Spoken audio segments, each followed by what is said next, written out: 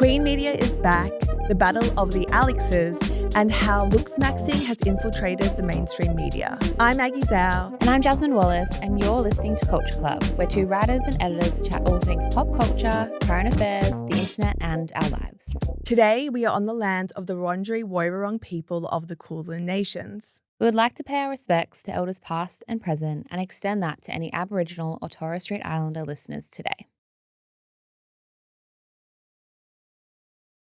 It's still Comedy Fest, but I feel like you've been at home a little bit more this week. I have. I feel like it's proper cozy in my house right now. I have been cooking more at home. I'm trying out new recipes, and I've had 2 baths so far this cold season, which if you didn't know, I've lived with baths for most of my life, but I never take one. It's been a few years since I've probably taken one. So I'm really into that right now. I'm so jealous you actually have a bath. I love baths. Some people don't like them. Some people are like, I don't want to sit in my own filth, but I'm like, it's the most relaxing activity. I really love doing it. For me, I just didn't like the setup and the pack down of washing the bath before and then setting things up, but it's fine. It doesn't take long. Did I see on your story as well that you were you had a wine or was that you? It you wasn't had a wine, me. you had a book. No, I had EXO Kitty on from Netflix, and I wanted to have a wine actually, but there was just nothing. I didn't want to open something, right? Yeah. But yeah, I was watching teen Netflix show that is very trashy. I was like, I'm going to stop watching this, but it was Wait, perfect. where did you put your laptop then? I put it on a chair next to it. I actually have a bath caddy at my other place, but I don't have a tier. That's still scary though, having it just in the steam. Yeah, I'd still be scared. Yeah. What about you? Have you been cozy? Yeah, I've been getting more cozy. I've had a pretty social week this week. We had our friends joint Bucks Hens on the weekend, and then Laurie got home on the weekend. So it just feels like I've been the week's gone really fast. Actually, I can't believe it's already the weekend again, which is nice. A few comedy festival shows as well. I also saw Chloe Petts, and then we're going to see Louis Hansen tonight. Yay. Which actually, this breaks my streak. I was going to see No Men's Comedy Festival, and I have to eat my words. Oh my God, Louis is so the exception. True. I'm it's barely part of the comedy festival. It's a one-nighter, okay, guys? Yeah, and it's the very end of the festival. Work-wise, though, there was some interesting media news announced this week locally in Australia. Glamour magazine is finally coming to Australia. Glamour magazine is one of those titles where obviously I've heard of it, but I couldn't pinpoint well what they do or what they look like. I know their logo, but what do they kind of cover? Fashion and beauty, lifestyle. It's actually been around since 1939. They launched in New York, and then they went online only in 2019. Wow. Samantha Barry, who's the editor-in-chief of the US Glamour, also left the top job literally this morning. So I think because there were some big shifts in the executive team and leadership, there's lots of changes going on. So Samantha has left the US Glamour and it's coming to Australia, but digital only. So I can imagine it's very social first, all that most publications these days are digital only. So this will debut in June, and News Corp is handling this one. So they also have Vogue, GQ, and other titles. So this is a Murdoch publication. I wonder how this will go. I don't think we have a shortage actually of cool titles, especially women's publication titles. And I think what we do well is that we do create buzz and hype around a launch, but support after that can dwindle quite quickly. And I feel we've actually seen quite a few titles launch and crash very in the last few years here. Yeah, I think that's why when the news came out this week, I wasn't immediately oh my God, yes, media is back. This is so exciting. It was kind of okay, here we go again. I really hope that it creates jobs, and good stories for people. We also saw this with Cosmopolitan Australia. That was really exciting when that was relaunched, and that was a print version too. And it has also folded recently. So we do see it time and time again. I think also because fashion, beauty, lifestyle, there's so many advertisers. I think that's why they do keep popping up, because the executives and the news media are they're basically advertising platforms, affiliate marketing. Maya is going to be the main partner for Glamour Australia. Yeah, for their beauty arm, hey. It's funny because you're obviously right. It's about making revenue, right? But I'm picturing this pie, and this is the advertiser's money, and it's being split between media, between influencers, between all these different things. So by adding in like more publications, we're still fighting for the same piece of the pie. And it's just, I wish I could be more excited about it, but it's a hard place to be at the moment. And I think it's easy to feel disillusioned by it when you see on the front line, so to speak. That's very dramatic, of course, but seeing your colleagues get made redundant over and over again, seeing people have a job for a year and then, freelancing, whatever, like it's a pretty hard industry. So I guess we're just like being realistic now, whereas like maybe 5 years ago, we've been like, this is game changing. Yeah. But in the US, there is a brand new magazine that I am excited for. So the US publication W Magazine is launching a teen youth version of their magazine called WYouth.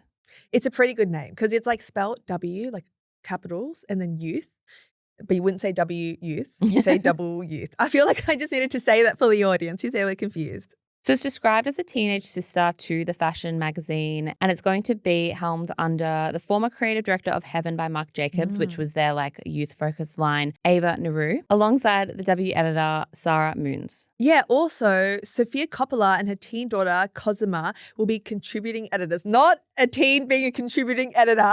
Like ultimate Nepo. Ultimate Nepo move. But still cool to have like, I guess, a teen involved. You definitely need to, because I'm imagining all these women are in their at the earliest, their 30s, 40s. Haven't fact-checked that. But you do need to have someone who is in that cohort to tell you what is like actually cool and what's happening. Apparently the idea for this magazine came about because of a conversation between Sophia, her daughter, and Ava. They were inspired by teen mags of their generation and wanted to create one for a new generation. The first print issue will be out in September this year, and it will be published biannually. In the editor's letter introduction on the website, they definitely reference Gen Z's desire for print and physical media. So I'll read a little bit out now.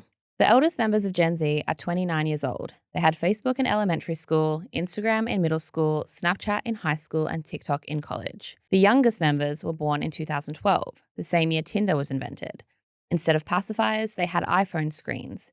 And yet 71% of Gen Z feel print magazines have a stronger sense of authenticity than digital ones, according to a recent poll. So I do think W Magazine is essentially capitalizing on this. We have also lamented the death of like teen media, when we were growing up, or I don't know, did you read Dolly and Girlfriend and stuff? Yeah, or it was around. I remember I was a huge fan of Total Girl. Me too. I feel like that's when my love of magazines started, Total Girl.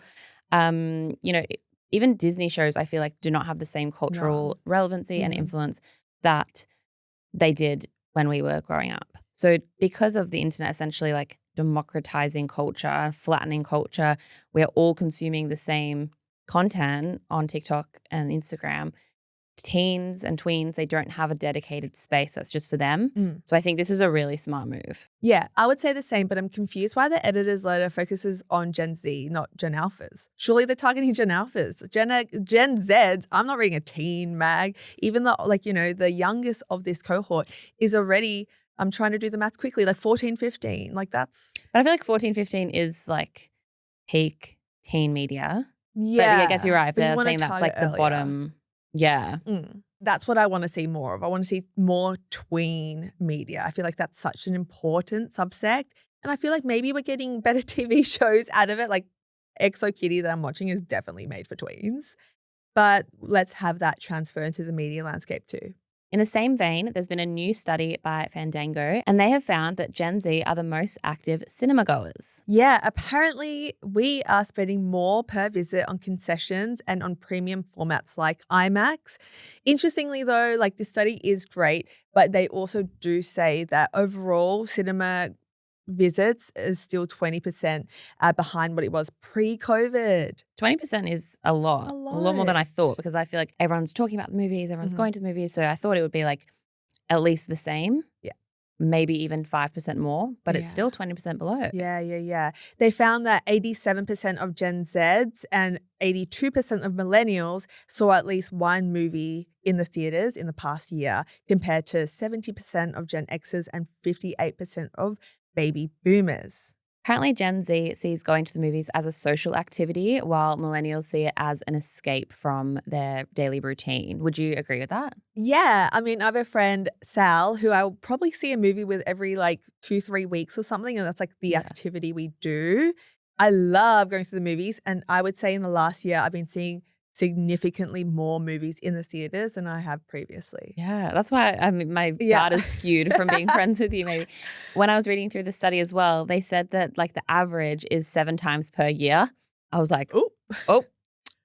We are skewing those numbers up. Gen X did say that rising ticket prices and fewer appealing releases and better at-home options are reasons for going less. But if you also think Gen X, they are like in their 40s and 50s. So they probably have like really demanding jobs and children, like young school-age children. So I don't think they are getting out for social events as much anyway. Oh my God, Gen X is listening being like, hey, I'm going out. Yeah. I'm sure you have social life. I would say some of the people with the biggest social lives I know, the most bustling social lives I know are Gen Xers and baby boomers. Really? Yeah, I have like one friend, it was like we'd go to his house on New Year's and his parents would always come home later than us and like go to this wild like boat party or whatever. And we're like, whoa. My parents are like that too, actually. So Gen Z is also reviving DVDs and Blu-rays, which is a bit more unexpected, and also CDs. So physical media sales declined 9% in 2025, but in 2023 and 24, those physical media purchases dropped by over 20%. So it is like the gap is closing. Completely. So yeah, obviously physical media isn't as popular as it was decades ago, but it is still becoming more popular than it was a couple years ago, if that makes sense. That's happening in my own household. Tom and I are collecting is a strong word, but we're buying a few more DVDs, specifically Blu-rays. Because of this, we want to be able to have a physical collection of media that's not owned by a different company. It's not on a cloud that can be taken away at any moment. I will say, though, we've got now maybe like 20, 30 DVDs. Have we watched one? No, but it's good that it's there and we can. Yes. If the internet goes down one day, you'll still have a DVD player and a DVD. I've been the same. I don't have much space in my place, so having to be quite conservative. But if I go into an op shop and I see like my favorite ever movies, then I will buy, because they're like $2. Yeah. And they just live in my cupboard. So I know I have it as like a backup if I ever needed. But also just it is nice to collect physical media. Some boots on the ground journalism. I was at a high school doing a talk like a couple years ago. So these are like Gen Alphas, and we were at op shops and they were all buying so many DVDs and none of them have DVD players. They just have it as like almost like a decor piece in their room to be like, no, I love this. Almost like a band poster or something.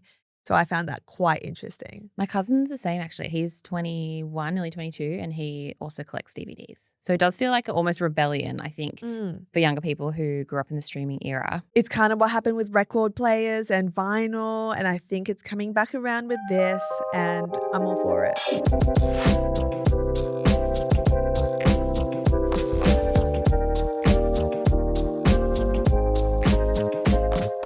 What is going on with the two Alixs of the internet? Yes, we are talking about the feud between Alix Cooper and Alix Earle, because this has come to a head this past week. I need you to explain this to me, because I read a few articles, I have been seeing little clips coming through, and I still don't really understand it, because I know who Alix Cooper is. I know Call Her Daddy. I know that feud.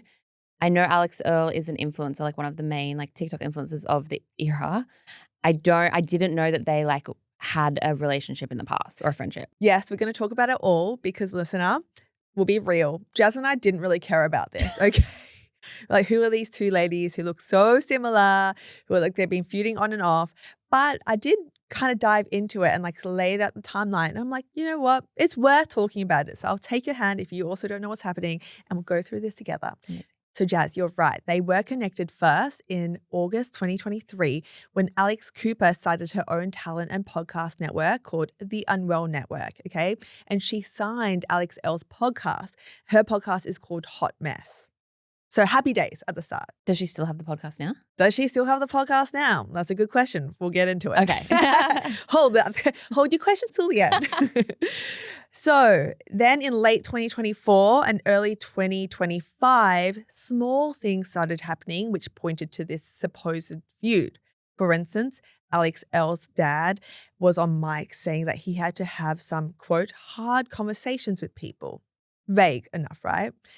Also, Earle didn't go to the Unwell's Super Bowl party in New Orleans. No, not the Super Bowl party. I know, but you know what I mean? That could have been explained away. But in that same month, in February 2025, this is where it started to really solidify. Variety reported that Hot Mess, Earle's podcast, had been dropped by Unwell.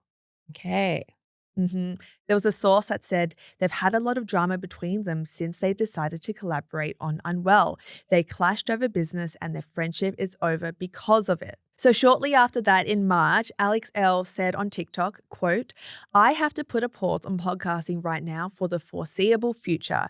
Don't really want to get into the details of it all, and I kind of can't get into the details of it all right now, but I've loved it so much, and I'm really proud of what I built with a podcast. If I pause there, what does that make you think? I think don't really want to get into the details of it all, and I kind of can't get into the details of it all. Definitely signals NDA to me. Definitely signals you are not allowed to talk about this. It is, right? She's stirring up that kind of mystique around that. At the same time, Alix Cooper denies that Unwell had any part to play in this, okay?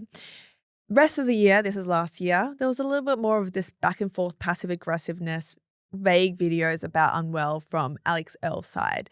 So we saw headlines of it throughout last year, drip fed, but we were we don't care enough to go into it. But this past week is when I would say the biggest thing has happened. Earle was such a naughty girl and reposted a shady TikTok about Alix Cooper. I'm going to play some of it live now and we can go through the reaction together. So this is by an account called The Bravo Mum. I would honestly compare Alix Cooper to an ambulance chaser. You just had the most horrific accident of your life. You're, hanging on by a thread, don't know if you're going to make it, and she's the first one there. And she's a Grim Reaper. She wants to get the exclusive interview. She wants to be there when you're vulnerable and you're broken down and you're ready to sign over your rights to your life. She's so awful. And Earle reposted that. Naughty as. That is a pretty scathing video. But also, when you work in media and I don't know if I'd call Alix a journalist, but for the sake of it, as a journalist, you are getting the scoop. You do have to be first. If you're not first, you're last. We are literally taught that in journalism school. So, Alix is just doing her job.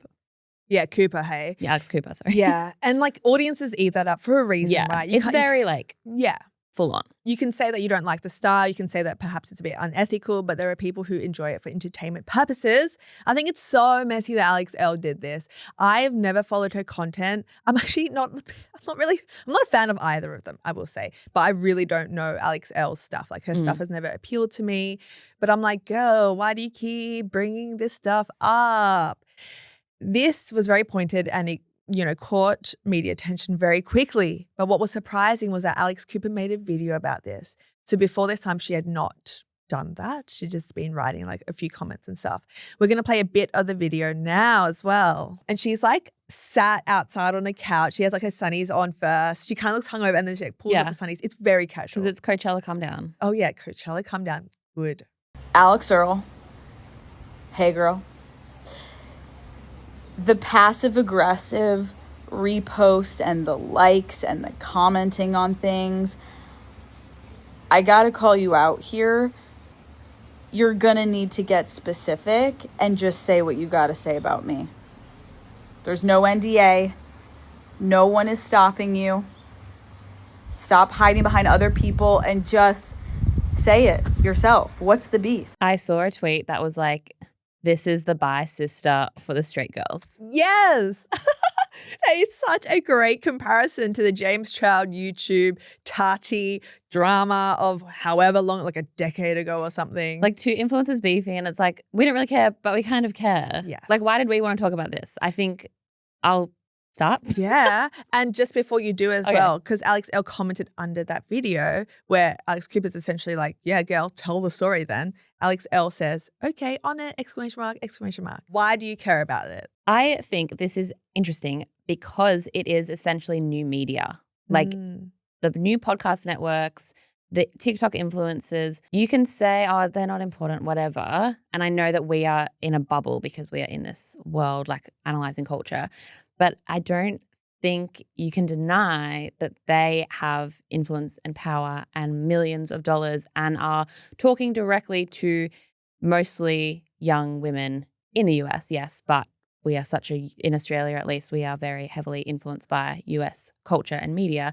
So they have like a lot of influence. So I think also people just love a gossipy, scandally drama. There's two prongs, I guess. People have been asking whether this is a PR stunt or not. Kind of at the start, I thought it might be, but I think watching the video of Alix Cooper it feels really off the cuff, like her reaction or her video to it. And sure, she could be, trained and she's smart in that way of knowing what's going to connect well online. But now I'm like, no, I think it is just real. She actually addressed this because I don't want to get into it too much because another influencer has been pulled into this, Brianna LaPuglia, aka Brianna Chicken Fry. She's another content creator. She's actually previously worked at Barstool Sports where Alix Cooper used to work. Apparently somewhere along the lines, Brianna called Alix Cooper a mean girl. So Alix Cooper dropped like a series of screenshots of their Instagram communication from like a couple of years ago. I'll only read out a tiny bit of what Alix Cooper wrote. She said, this girl on girl shit needs to stop. When Earle tries to get her story together, let me address Brianna Chicken Fry, who is adding onto the fake narrative and dogpile. Brianna, you coming online saying I'm a mean girl, that I'm going to get destroyed in people's comments saying I hate Alix Cooper. Here are the facts. I've never met you in real life. She does later clarify that they had like a brief interaction in 2021 that she does not remember. It's so messy. I'm laughing at you like reading that out loud because I've never ever heard you speak like I know you're reading a quote, but I'm like, oh my God, Maggie being aggressive. Like this is scary. Yeah, that's so funny. But I just get annoyed with this because that Bravo mum clip that we played at the start about Alix being an ambulance chaser, later in the video that I cut out, she's like, if you're like a woman, like you should stop like supporting women like Alix Cooper. And then Alix Cooper's like, this girl on girl shit needs to stop. I hate this like pseudo-feminist take of like girls supporting girls. This is not what this is about at all. And I hate it's like such a lazy kind of excuse to try to like throw, I don't know, drama away or like try to like shirk it off yourself, being like, real girls wouldn't do this. Yeah, I think we've seen a few takes in the past few months about like being a girl's girl essentially getting weaponized and, flipped on its head. Mm-hmm. The New York Times actually wrote about this, which you... I can't believe the New York fucking Times wrote about this. Like, I know the culture, etc., but like, I guess it proves my point that like they have influence, people care. But I was like, seriously, the New York Times? Mm-hmm. The style section. Yeah. And they quoted someone called Blakely Thornton, who is a culture and fashion critic. He was talking about why this is resonating so much and why it's like a low stakes thing. So he said, quote, drama without life or death stakes between two very successful, traditionally attractive women where no matter what's revealed, there's nothing dark going on. And at the end of the day, they both are going to still have millions of dollars. That's what we're all craving right now. I think it's also a result of reality TV culture. So like we talked about Secret Lives of Mom and Wives and The Bachelorette drama a few weeks ago. We love reality TV and we also love when the reality TV goes into actual reality because we know on TV shows there are producers, there are storylines fed in, like we've known this for 10 years. But when it goes off and it's like, oh my God, jabs on social media, like what's going on? It feels like watching reality TV in real time. So I think that's also why people love it so much. That is such a good point. I love that.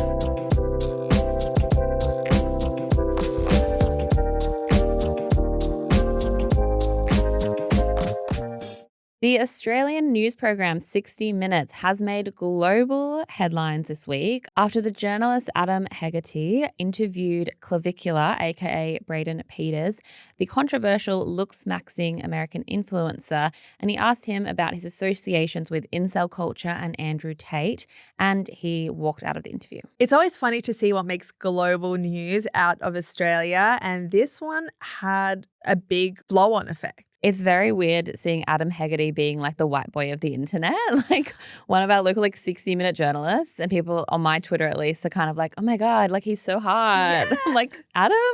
I feel bad. I did not know Adam before this, but now I know Adam. He is a handsome, handsome man.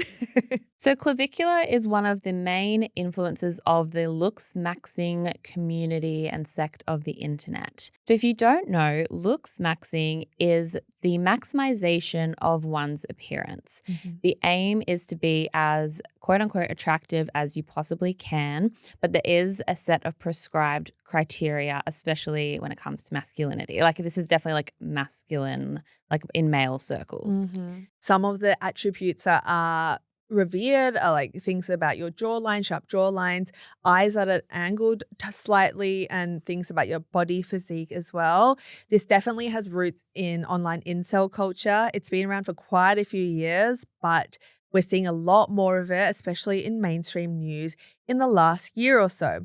And you're right, there is like scores attached to male appearances, and you get like rated, and there's like something called mogging where you're kind of like battling out like in terms of appearances with other guys. There's different versions of it. It can be there's something called like soft maxing, which is like using gua sha, calorie counting or moisturizing, and hard maxing where we're seeing the most extreme versions of this. So steroid use, hair transplants, cosmetic surgery, and something that you might have also seen, people bashing and who knows how many people are actually doing this, but this is a trope of the community, using a hammer to do micro bruising their jaws. And like punching themselves. And apparently that creates like micro fractures in their bones, and then your bone like gets stronger and therefore your jaw gets more defined. And doctors and scientists are like, this is not like scientifically proven. No, we didn't say this. Please don't smash your face in with hammers.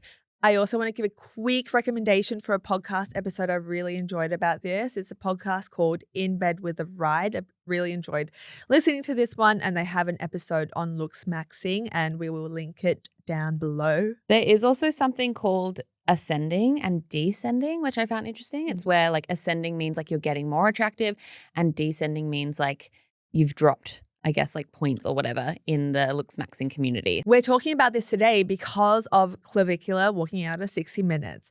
We're going to play the clip here. You've been seen with certain people who are from all parts of that world. I mean, just as an example, you've obviously shared company with Tate and other, dare I say, rather controversial figures. Why do you all right, have a nice day. Spend time with people like that? Six, I know you're not political. You've said that repeatedly. Well, you I'm just definitely want to make it seen political. with those people, obviously people make assumptions. Here we go. I'm wondering what the I guess you watched the Piers Morgan interview. Behind. I guess you watched the Piers interview.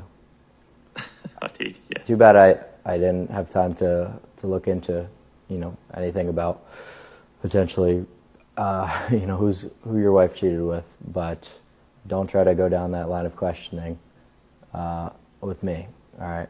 Because I'm not doing any political gesturing. I'm not married, Clav, but no. I was simply asking. Maybe you got to because Looksmaxxing. obviously you've been filmed with these people.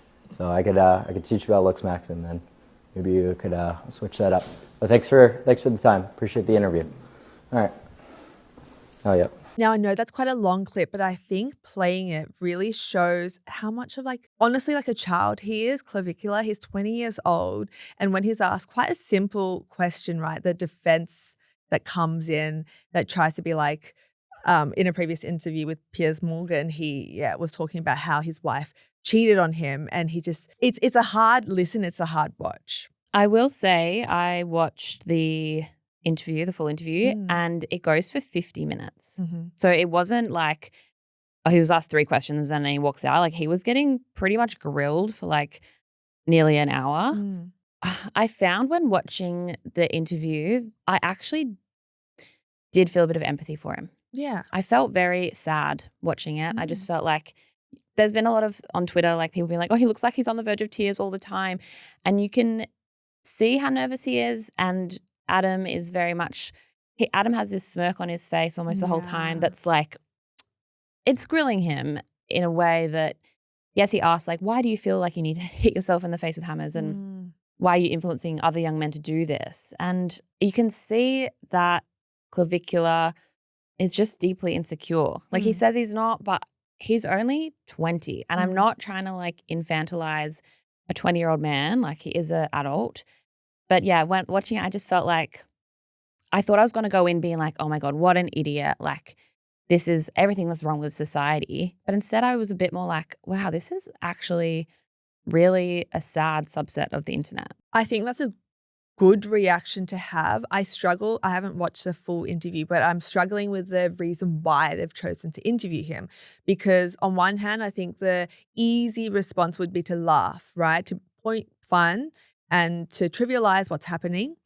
And on the flip side of like what you're saying, I think I feel similarly. From the small clips I've watched, I do feel a lot of empathy towards this guy and the community around him. But I'm like, is that helpful too? So we want to talk about this conversation today in relation to like Looksmaxxing and Clavicular being put on the mainstream media stage. So this interview, the 60 Minutes one, is off the back of quite a few big media appearances he's done recently. So the big first on-screen like television interview he did was just in December, and that was with Michael Knowles of the conservative outlet The Daily Wire, home of Ben Shapiro. After that, he was in a whole profile for the New York Times. He appeared on some big podcasts. And then in February, like we mentioned before, he was interviewed by Piers Morgan. And then there was this other big interview with Andrew Callaghan on Channel 5. This is the one that I saw a couple weeks ago. And when Andrew says like he's satisfied with his looks, because Clavicular's like, yeah, like what do you want to improve on? He's like, I'm happy, actually, I'm fine.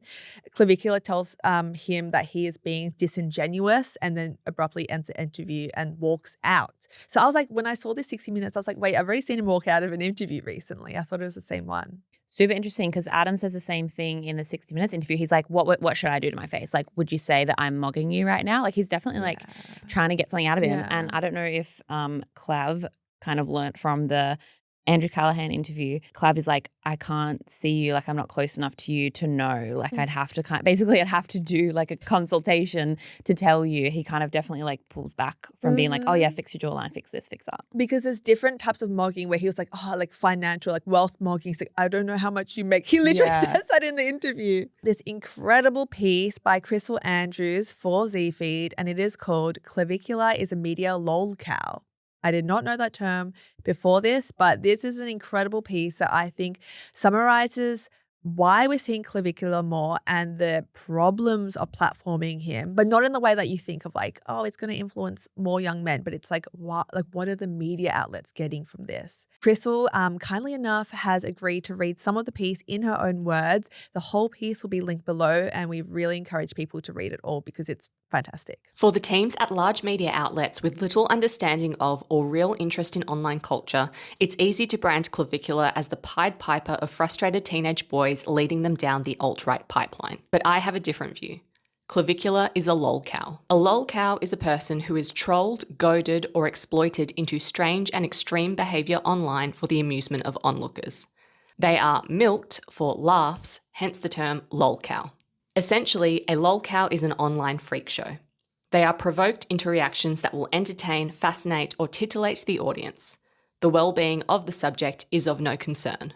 We're told the media inquiry into Clavicular is justified because of the political shift he is leading among young boys and men. But it's clear in every interview that Clavicular's alt-right views are not very well developed. They don't fit into a neat category. He says he's apolitical, and I believe it, in the sense that it means he does not care about politics. We see a clear pattern of escalation with media personalities trying to get Clavicular to say or do something a little bit more odd or angry or ridiculous than the person before. The outcome they're all gunning for? Views and clicks. 3 days after the 60 Minutes segment airs, Clavicular is partying so hard he passes out while live streaming. Onlookers record on their phones as he's carried out of the bar into an ambulance. The videos are instantly uploaded to social media for all to see. This is not a young man who is mentally well. The broadcast journalists prodding him on camera about what appears to be significant body dysmorphia know this because it's all part of his story. This is a young man who at 14 was injecting himself with testosterone ordered online. He is smoking meth to stay slim. He is a young man hitting himself in the face with a hammer. He has injected his 17-year-old girlfriend with fat-dissolving peptides. His steroid use has, according to him, already made him infertile. The more people watching, the more extreme things he will do. For me, this is the tell. The clips chosen by media outlets are rarely about the political shift we're told is the reason for these interviews. Instead, they document a swift kick in the hopes that we're entertained by the milk that leaks out. So in the 60 Minutes kind of segment about this, there's like the really long interview, but then there's also like a deeper dive on Looksmaxxing. They interview an Australian Looksmaxxer, a 21-year-old from Queensland. And they also interview Dr. Zach Seidler, who kind of speaks to why young men are doing this. What's created all this? I think that there is a real dark undercurrent of nihilism, fundamentally, which is telling young guys that life is hopeless, that there is this rank and file, there is a hierarchy, there is endless competition, there are so many guys out there. You need to find your way to work your way up that ladder, because without this clout, without this maximizing your looks or otherwise, you're going to just whittle away and you will not be able to make your way. You will not be able to have a mate.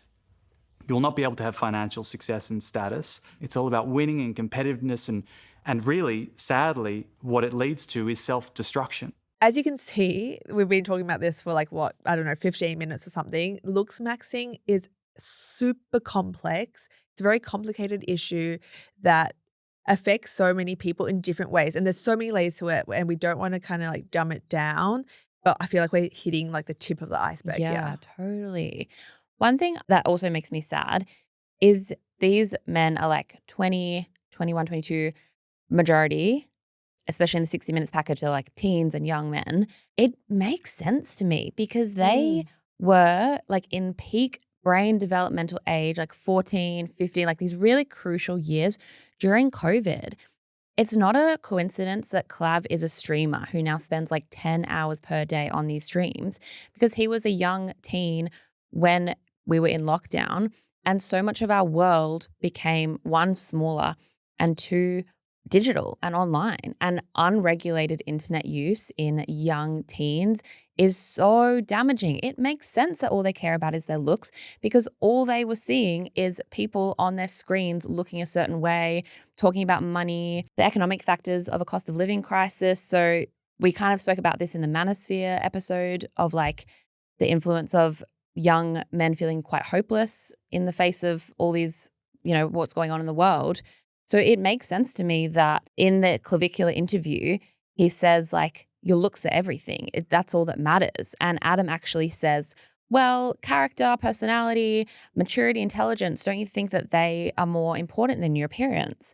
And Clav says yeah, they are important, but those qualities are all perceived very differently based on your looks. Mm-hmm. And I think he's right. We know beauty standards exist. We know that if you are, women have it all the time.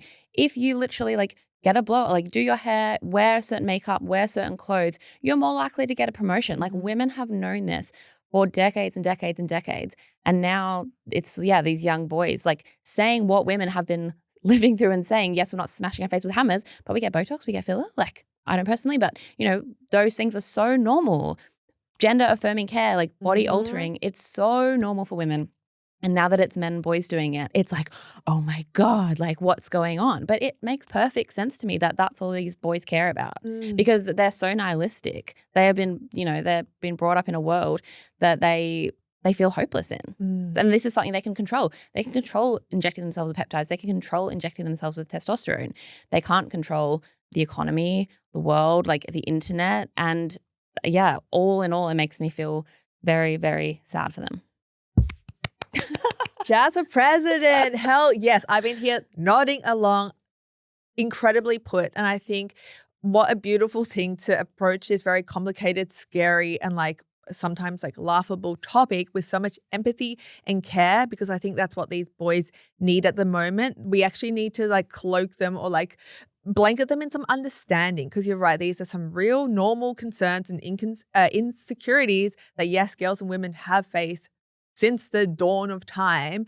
So I think actually wanting and being open to understand where they're coming from, that's how we can help them like out of this, because this is like a horrendous like self-harming loop that it's literally body dysmorphia. Yeah, that's what it is. And they say it's not, but it is. They're altering their body because they are unhappy with their body.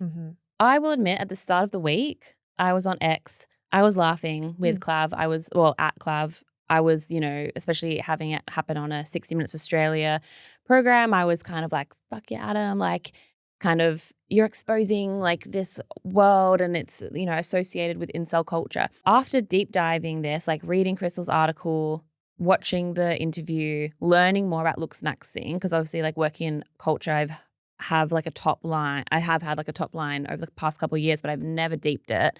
After doing that, I have such different opinions on it and I feel less like laughing at it now.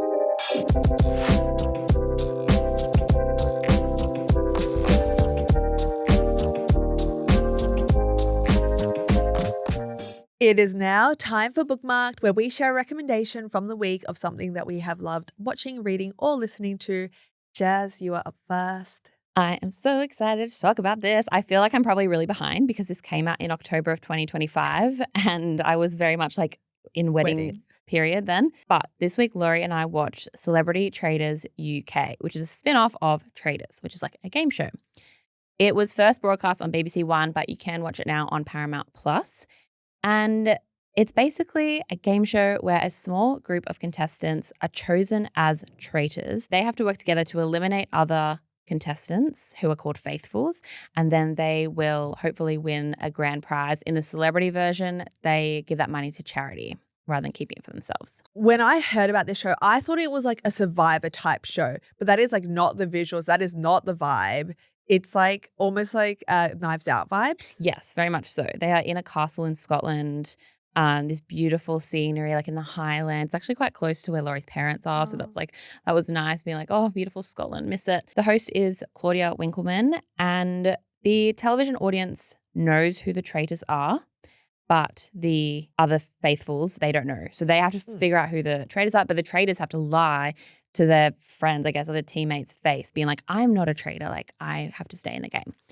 I'm probably not explaining it super well, but it was really great television. It did help that knowing the comedian. It's comedians, sports people like Tom Daly's in it, Alan Carr, the comedian, Jonathan Ross. So like very much like British, what do they call them? National treasures. So I really enjoyed it. It was just like really fun television. So many times we were like actually gasping at the TV, being like, I can't believe it, because they've got to vote each other out. There's like round tables. It's so good. So I'm sorry, I'm so behind. Like people probably like, yeah, girl, like we saw that 3 months ago, but I just had to recommend it because I was like texting you being like, have you ever seen Celebrity Traitors? It's so good. I should watch it. I have heard so much about it. It just reminds me of the game Mafia. So I'm like, why don't you just play the game? I haven't played that. So I don't know you haven't? It's very good. But I've heard so many good recommendations of it. So perhaps it's worth a watch. And what have you loved watching, reading, or listening to this week? I'm actually taking over this bookmark section and not giving a traditional recommendation. We're actually going to talk about the drama I finally watched it this past week. So for the final 5-ish minutes of this episode, we're going to do a kind of like in-depth-ish conversation about the movie, which will include spoilers. So for those of you who have not seen it and don't want to listen to this, bye-bye. Thank you for listening to this episode. For those of you who don't care about spoilers or who have seen the movie, welcome. Welcome. We're going to be talking about the drama. I avoided like spoilers where I could, and I did not consume any discourse about it. So I went in blind and I enjoyed it. We're not going to give a synopsis. It's the one with Zendaya and Robert Pattinson. I'm so glad you finally watched this, because last week I tried to give like an unspoilt review and it was very hard. With the twist, did you know what it was? Well, kind of, because your clue, which was for those who didn't hear, was that, it's like quite an American thing. And then I did guess. Pew, pew. So something around that. I want to talk about the kind of conversations that arose afterwards, because the movie I enjoyed, it was like 3.5 stars, like nothing groundbreaking for me, but I love the moral conundrums it presented. I did a TikTok about the themes of violence and like the types of violence, what's normalized, what's allowed, and what's unforgivable, because we see so many different types of violence. We see like conceptual violence, like things that are planned out. We see essentially like domestic violence where one of the characters, Mike, uses his girlfriend as a human shield as she's getting bitten by a dog. We see, cyberbullying. We see actually physical punching and like beating of Charlie. And I just find it so intriguing that we all have different levels of acceptance for all of these things. And it depends on the individual who's watching. Yes, I totally agree. Like I was thinking about it for days afterwards because at the ending I was like, oh, that was a bit of a quick ending. I guess like felt very like wrapped in a bow almost. Like, oh, that was too easy. What did you want? Yeah, that's the thing. Like it all builds to the actual wedding day. Mm-hmm. And like, where do you go after that? I just don't think like they fully, like Charlie and Emma didn't fully get to the crux of like the moral issues that they had with each other. But it's kind of almost was like, we both did wrong, quote unquote wrong. Let's start fresh. Yeah. In the end. But then I kept thinking about it for days afterwards. And I do think everyone I've spoken to about it has been like the moral conundrum of it all is the takeaway. Yes. Like what would you do in that situation? Or like what do you think is acceptable? And to your point about the ending specifically as well, and I think, it's bookended like this way, about like what are the secrets and lies that are acceptable in a relationship. Their relationship starts with lies. It starts with them having to redo their meet cute. At the end, we're getting them like reintroducing themselves to each other. And I think it's about like them choosing each other despite it all. I like I like that my brain doesn't have like a set like big hard reaction of like, yeah, the relationship has had lies peppered throughout it from the beginning, but they're both culpable, but then they're both almost making it acceptable. So what do you think is worse? Rachel locking the kid in the cupboard or Emma planning and not actually going through with it? I think Rachel's is worse because there was direct harm inflicted on an individual, and it was planned out in a way. Like she was there, and then there were so many other times where she could have intervened, told somebody, and she didn't. So I think that was worse. You? Yeah, same. And I've seen a few tweets and online commentary about how Rachel is emblematic of kind of like Twitter warriors, like especially white women, like having this moral grandstanding of like, and how could you do that? But it's like, you're not perfect either. So I've seen a few things of being like, no, Rachel's like the villain. Yes. So I think I'm glad about that because when I first saw it, I was a bit worried about the discourse. I was like, oh, where are we going to go from here? I do think it's also interesting that Emma is a black woman. Yeah. I do think the racial element of America also added to the storyline. Yeah, completely. And that's the thing. Her race and her gender cannot be removed from the situation. And the way that you feel about what she did or, plan to do is directly influenced by that too. I love what you were saying as well about like that like moral like grandstanding and that moral posturing, because especially in a friendship group like this where they're progressive and they're like well off, I think it exacerbates the situation in a way. And I think, we can say one thing or believe one thing, but then the way that we act is different. And how nice was their apartment also? I was just about to ask you, I was getting a bit annoyed by that commentary online being like, but how do they afford their apartment? Or like their apartment's so beautiful, it's unrealistic. I think it's such like a 2020s issue to have, like an internet thing where it's like, but how did they achieve that? And it's like, it's a movie. Like I don't know, when Harry met Sally, no one was like, but how did Harry have that beautiful apartment, this high-rise apartment? Like what did he do for work? It's such like a 2020s like cost of living consequence, I feel, that people are like being like, okay, what would Charlie's salary be? And like, you know, oh, he said his parents are rich. So like, surely, you know, I'm like, just enjoy. It's just a movie. And also it's really pretty to look at things on a screen. And yeah, I just found that And the I whole don't thing think, so. and he wasn't unrealistic either, I would say. He's like the head of the art Museum gallery or whatever it is. Yeah. Yeah, that was so beautiful. I definitely was almost getting distracted by how pretty it was. I was like, wow, those fixtures. Anyway, that's all we've got time for in terms of discussing the drama, but I'm so glad I finally watched it. It was fun. It was a full cinema, and this was like over 2 weeks after the release, not even a special discount day. It was just a full Tuesday. So love that feeling. It was really, I'd recommend watching it in a cinema if you can, because it was really fun, like laughing. It was actually really funny in parts. So laughing along with people, and also like the drama of, the crazy scenes too. Thank you so much for listening to this episode of Culture Club. We have loved having you along. Please make sure to like, rate, review us where you are listening, and we will be back with you very shortly. Thanks for listening. Bye. Bye.